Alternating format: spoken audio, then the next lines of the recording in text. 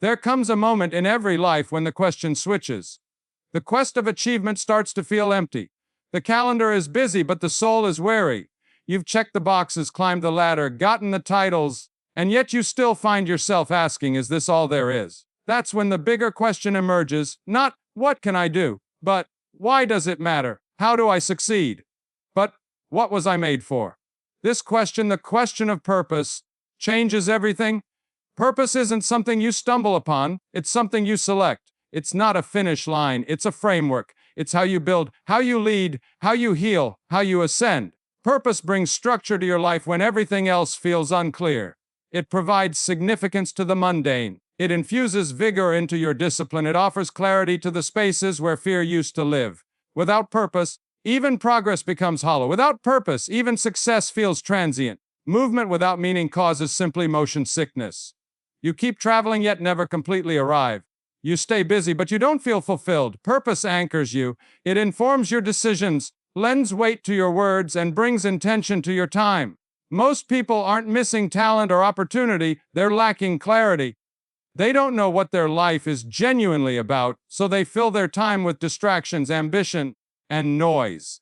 But deep down, they long for something deeper, something true, something they don't have to act for, something they don't have to pretend to deserve. They want purpose, and they have every right to seek it. Because without it, the successes won't satisfy, the grind won't make sense, the setbacks will shatter them, and the finish will feel hollow.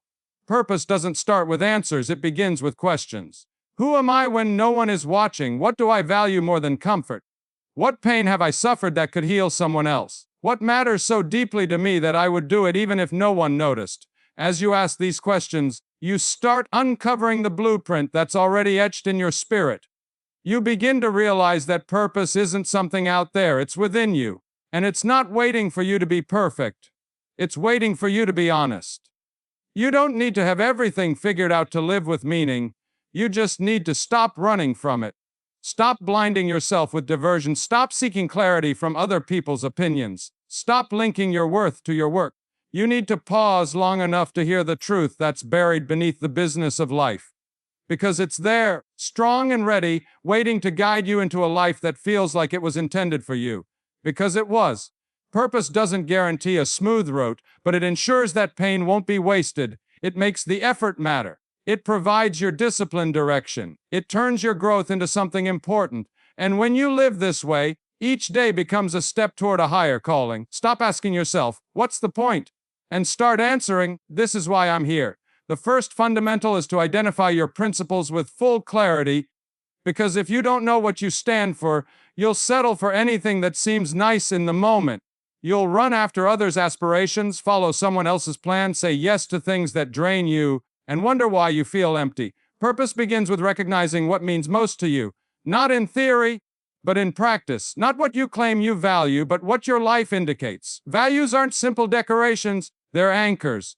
They govern your actions when pressure mounts. They hold your limits when it's tempting to compromise. They talk when dread is loud. They lead you when everything else feels unsure.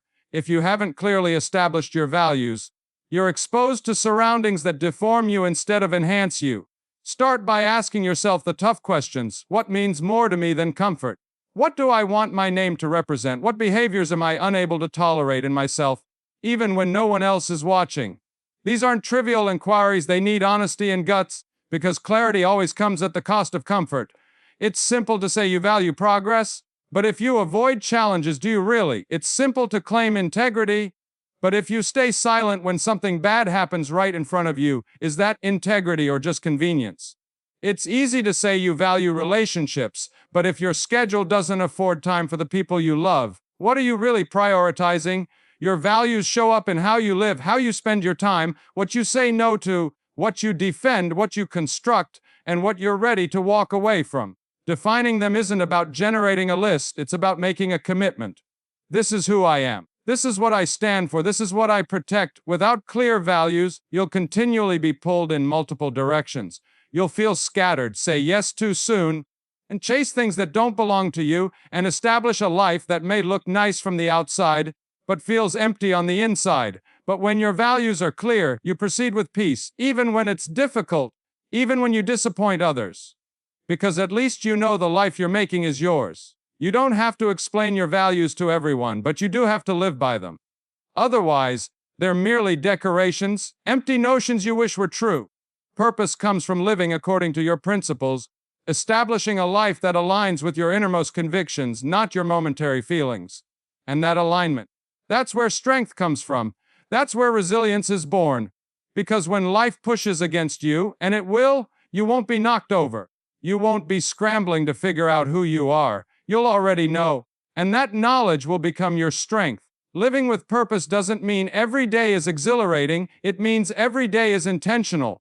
You won't always feel driven, but when you're clear on what matters most, you stop letting your mood call the shots. You turn up because of your ideals, not because it's easy. You design your schedule around them. You shape your business around them. You create your relationships around them. And when something doesn't line, you don't force it to fit. You have the strength to release it, not because it's wrong, but because it no longer reflects your direction. That's maturity. That's leadership. That's purpose. It's the option to live by conviction, not convenience, to be guided by what you stand for, not just what feels good. So determine your values. Revisit them often, hold them with conviction. They will become the compass that takes you out of confusion and into clarity, out of performance and into presence, out of distraction and into purpose.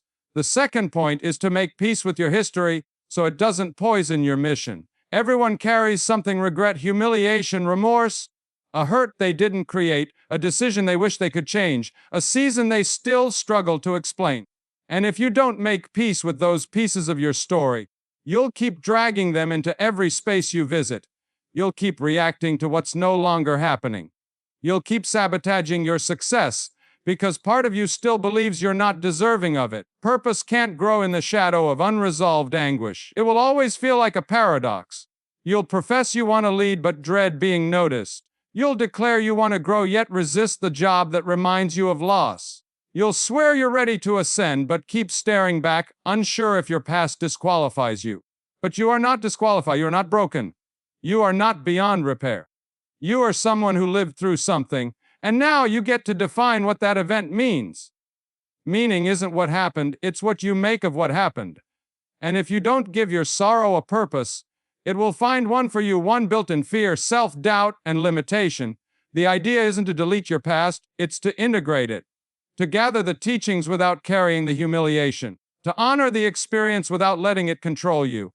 This takes work, emotional work, spiritual work, but it's the kind of work that sets your future free. Sometimes we think we've moved on, but we've only moved forward without healing. We hide the memories in how we cringe at feedback, in how we overreact to little setbacks, in how we shrink when it's time to be seen. That's the past still asking for closure. You don't need to relive every moment to heal, but you do need to stop pretending those moments didn't influence you. You have to stop avoiding the pain and start asking what it's trying to disclose. What did I lose in that season that I need to grieve? What did I learn in that season that I need to remember? What patterns am I still repeating because I never allowed that part of me heal? Your past can become your greatest teacher or your most relentless sabotage. It all depends on whether you've confronted it. When you make peace with it, you stop fighting yourself. You cease splitting your efforts between constructing something new and attempting to outrun something old. You become whole, integrated, and steady. People who are entire move differently. They don't need applause to feel secure. They don't come apart when life adds tension. They don't cast their wounds onto the people they love. They've done the work.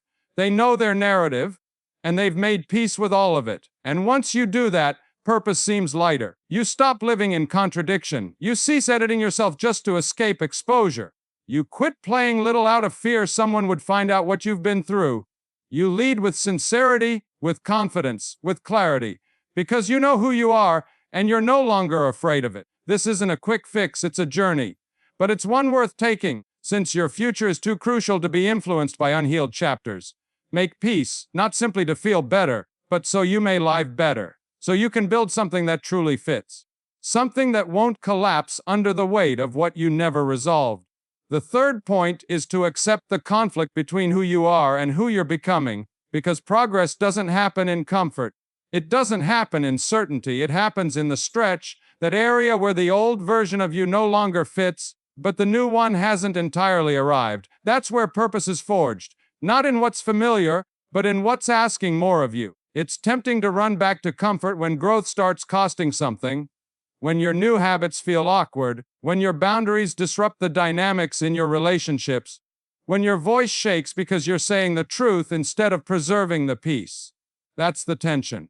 And that tension isn't a problem, it's proof. Proof that something is moving, that something real is happening, that you're becoming someone you've never been before. People who live with purpose know this tension isn't to be avoided, it's to be respected. They stop pleading for the stretch to go away. They start asking for the strength to walk through it. They stop trying to fast forward the process. They slow down. They breathe through it. They recognize discomfort isn't always danger, it's often direction. The reason so many individuals stay stuck is because they wait for clarity before they commit. They want a guarantee. They want to know how it will all work out before they take the first move. But purpose doesn't operate like that. You move first. You decide first. You trust the pull. You follow the nudge. And as you walk, the road shows itself. This is the labor most people seldom mention. The internal shift, the emotional reluctance, the mental gymnastics of stepping into a bigger identity, yet fear still attempts to keep you small. You feel the draw onwards, but you also sense the drawback. That's the in-between. And if you can learn to stand in it, breathe in it, move through it, you uncover something tremendous. Because every version of you you've outgrown will reject your evolution, not because it's cruel, but because it's familiar. And your nervous system desires what it knows, even if what it knows is the very thing that's been holding you back. So don't be surprised when your old habits reappear, when your old worries speak up, when your old story attempts to convince you that you're not ready. That's normal. That's human. But you don't have to believe it. You hold your ground. You remind yourself who you are, who you're becoming. What's important today? You stop evaluating your life by who you used to be. You stop using past limits as the roadmap for your future. You let yourself be new, even when it's uncomfortable, especially then. This is where character is refined, where voice is shaped, where conviction is challenged. You won't always feel certain. You won't always feel ready. But you move anyhow. You act nonetheless. You show up regardless. Because your purpose demands progress. And when you live like that, when you embrace the discomfort of becoming, you become unstoppable. Not because you're fearless, but because you've trained yourself to move with terror, to rise with mistrust, to believe in the version of you that is still unfolding. The fourth principle is this: choose contribution over comparison. Nothing kills purpose faster than glancing sideways. You begin with clarity. You acquire momentum. You hold a vision. But the second you alter your concentration to what others are doing, what they've built, how fast they're expanding, how loud their applause, you lose your rhythm, you lose your joy, you forget what genuinely matters to you. Comparison is a thief. It steals peace, it delays progress. Because now you're not developing your life. You're chasing someone else's design. But their life wasn't meant for you. Their speed isn't yours. Their priorities don't fit. And if you measure your mission by someone else's highlight reel, you'll constantly feel behind, even when you're just where you belong. You don't need their race to be worthy. You don't need their outcomes to feel proud. You don't need their approval to trust your path. Purpose isn't about impressing people. It's about impacting them. An effect doesn't come from comparison. It comes from contributing. What are you contributing? That's the question that brings you back. What do you have to give? What strength do you carry? What value do you contribute, and what presence do you bring into the room? You may not be in the same situation as others, but you have something others don't. Your viewpoint, your struggles, your voice, your experiences, your heart. Your purpose is entrenched in that space. Contribution turns the attention from what's missing to what you bring, from scarcity to abundance, from fear to generosity. Because when you focus on giving, you stop worrying about proving yourself. You don't need to be the best, you need to be useful. You don't need to be perfect, you need to be real. You don't need to have it all figured out, you just need to show up with what you have. Most individuals waste their energy attempting to prove something that doesn't really need proving, but contributing changes the script. You're no longer competing to win in someone else's arena, you're establishing your own. You're playing your game. You're building from alignment, not envy. And when you do this, something extraordinary happens. You stop feeling behind. You stop second-guessing your journey, and you stop resenting someone else's achievement. You're no longer attempting to duplicate them. You're contributing to something different, something that fits you, honors your story, and moves people in a way only you can. Comparison will always pop up, but it doesn't need to stay. You don't have to allow it in, and you don't have to trust its voice. You simply need to refocus and keep asking, how can I contribute today? What can I construct, create, share, or support that coincides with who I am becoming? Because individuals who live with purpose don't always have the flashiest or most glamorous lives. They're not the loudest, but they are persistent, clear, and present. They contribute, and their participation generates a ripple effect that comparison never could. The fifth principle is to lead yourself with integrity before guiding anyone else. Purpose is not about status. It's not about being in control or followed by a mob. It's about alignment, doing what you say you will do, even when no one's watching. It's about living in such a way that your life speaks louder than your words. That's integrity, and integrity is what gives your cause its weight. Anyone may talk about what's important to them, but the genuine power of a purposeful existence comes from congruence, from the quiet strength of someone who doesn't need praise to stay committed. It's in the everyday decision to honor your standards, regardless of whether anyone else is looking. Self-leadership is the foundation of any purposeful existence, because if you can't trust yourself, why should anyone else? If your habits betray your words, if your decisions contradict your ideals, if your lifestyle doesn't represent what you preach, then your purpose becomes performance, and performance will eventually exhaust you. You lead yourself by choosing alignment above image. You say no to what looks beautiful, so you can say yes to what feels right. You quit chasing attention. Start exercising discipline.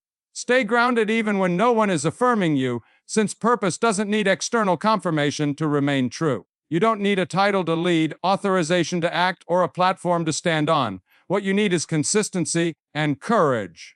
The internal rhythm that allows you to walk into a room without proclaiming who you are, since your presence speaks for itself. Most people wait for a great opportunity to step up. They wait to be recognized, to be chosen, to be validated. But purpose doesn't wait. Purpose leads now. Purpose makes harsh judgments now. Purpose sets the example now. That's the difference between those who drift and those who ascend. To live with purpose, you must become the kind of person who doesn't need supervision to stay accountable, who doesn't need pressure to stay focused, and who doesn't need applause to remain devoted. You become the person who crafts a life that is trustworthy even in the dark. Yes, it will be challenging. It will cost you, since integrity involves choosing what's right when the incorrect decision is simpler. It means maintaining your promise even when you're fatigued, showing up when you don't feel like it, choosing discipline over distraction, and alignment over validation. This is how purpose becomes permanent, not by shouting it from the rooftops, but by embedding it into your routines, your schedule, the way you treat others, and the way you honor your own voice. When you lead yourself well, everything changes. Your confidence deepens, your partnerships strengthen, your peace expands. Because now you're no longer carrying the weight of pretending. You're living truly, and authenticity is powerful. The sixth principle is to live with aim, not merely ambition. But only intention can keep you aligned. Ambition demands, go faster. Intention asks, are you going in the right direction? Ambition craves more. Intention needs meaning. Ambition pushes. The difference between a life that seems successful and one that feels purposeful is frequently found in this balance. There's nothing wrong with ambition.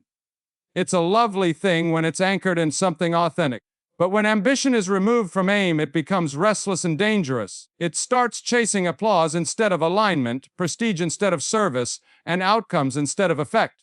That's when burnout comes, when achievements feel hollow, and when you reach the summit only to realize it's the wrong peak. Intention leads you back to your why. It helps you make decisions with clarity, not rush. It helps you stay rooted when everyone else is rushing in separate directions. It keeps you connected to your core, so you don't lose yourself chasing something that doesn't actually matter to you. Living with intention means you stop pursuing momentum for its own sake and start asking better questions. Will this option bring me closer to the person I'm becoming? Does this relationship support the kind of life I'm building? Is this opportunity aligned with my principles, or is it just another shiny distraction? Most people don't pause long enough to ask these questions. They're too busy, too intent on keeping relevant, too fearful that slowing down will make them lag behind. But purpose doesn't come from speed, it comes from clarity, and clarity can't be hastened. You don't need to do more, you need to do what counts. You don't need a larger schedule, you need a greater sense of direction. You need to know what you're saying yes to and why. Otherwise, you'll say yes to everything and wind yourself living a life that was never truly yours.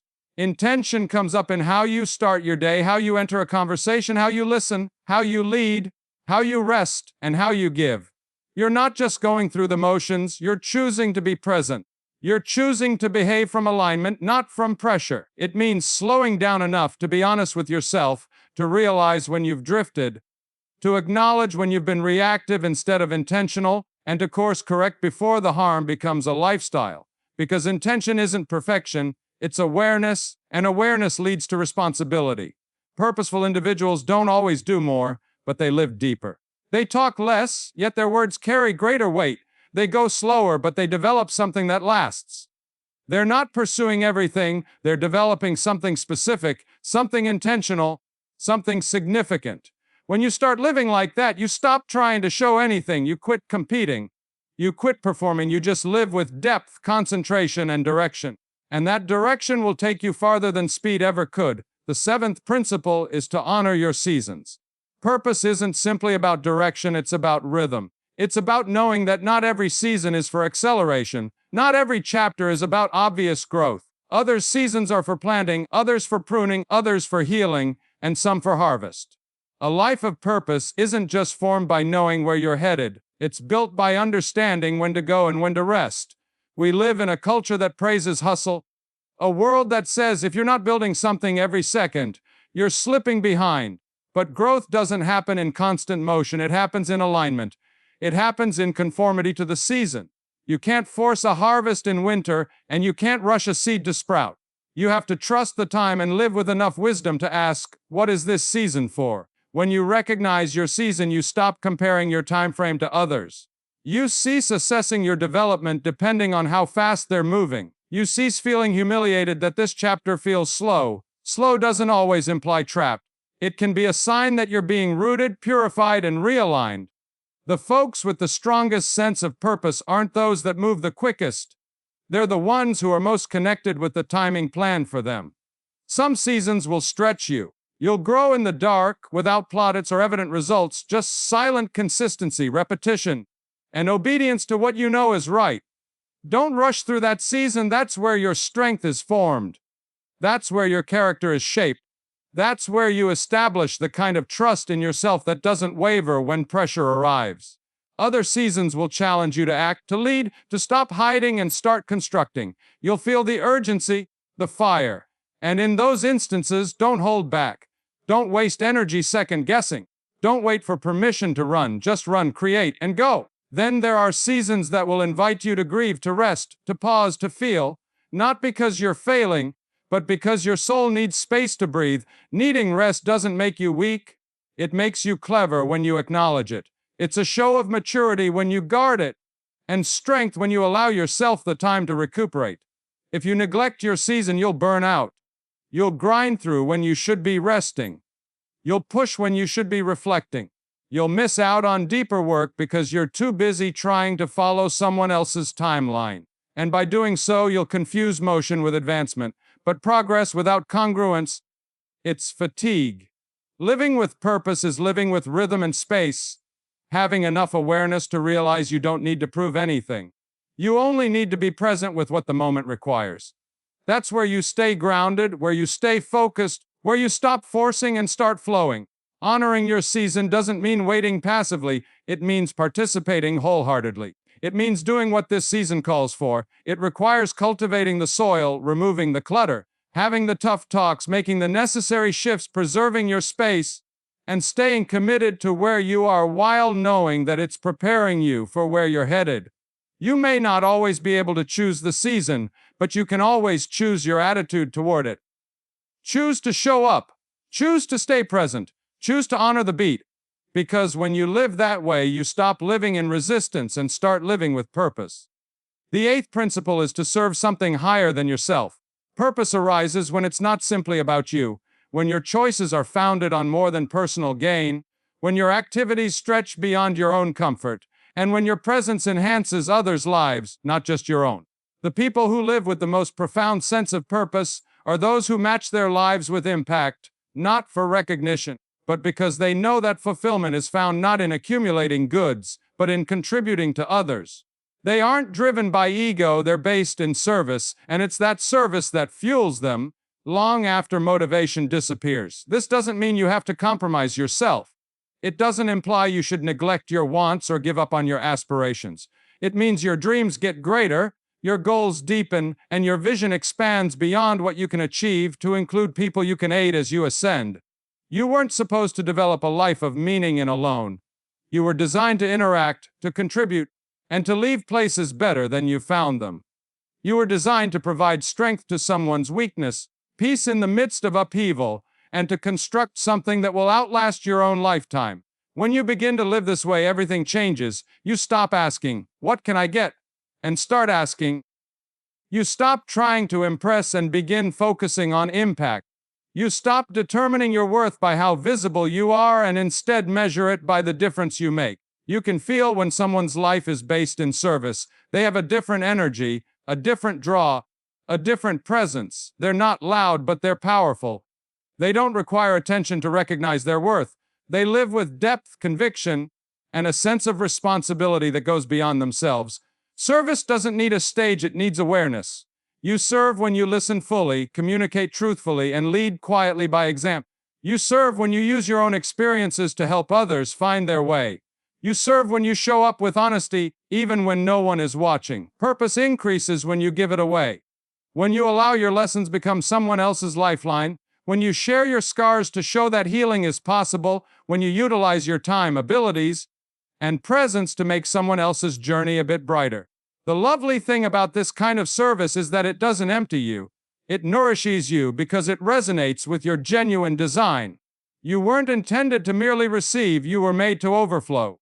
And when you reach that sweet spot where your strength meets someone else's need, you discover the actual essence of purpose. So live with open hands and open heart, and a determination to be useful, not merely successful. Your life doesn't have to be perfect to be powerful.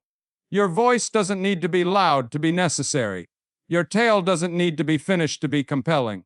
Serve even when it's inconvenient, unnoticed, or unacknowledged, because the change you create in others will outlast your to-do list, and that echo, that ripple, that legacy, that's what purpose really is. A life of purpose isn't something you inadvertently stumble across. It's something you consciously build, with intention and practice. It's not always loud or glamorous. Often, it's quiet and commonplace, yet underlying the routine is meaning. And it's that meaning that gives your life weight. You don't need to have all the answers or wait until you're perfect. You only need to begin living in accordance with what matters most. One decision at a time, one conversation at a time, one habit at a time. The life you're creating doesn't come from spectacular gestures, it comes from regular practice. Every premise in this seminar is meant to guide you deeper, not into pressure, but into presence, not into more, but into meaning. Your calm doesn't come from how much you accomplish, but from how aligned you are when you do it. Fulfillment doesn't come from acclaim, but from knowing your life reflects your ideals. Purpose doesn't require a flawless plan. It requires the courage to say no when needed, to slow down when your soul needs space, to speak truth even when your voice trembles, to stay grounded when the world urges you to drift, to serve when no one is watching, and to grow when settling is tempting. You won't get it right all the time. You'll fall out of rhythm, forget what counts, and drift. That's normal, it's human. But the beauty of purpose is that it's constantly waiting for you to return. It never fades or leaves. It only becomes buried behind distractions until you choose to come back. So, come back. Return to your principles, return to your vision, return to the person you were before pressure tried to reduce you. Come back to the part of you that knows what counts, and live from there, build from there, love from there. You don't need to chase your purpose, it's not somewhere out there. It's already within you, intertwined into the way you think, serve, and move. When you're at your most authentic, your responsibility is to listen, align, preserve what you carry, and live as though your life truly matters, because it does.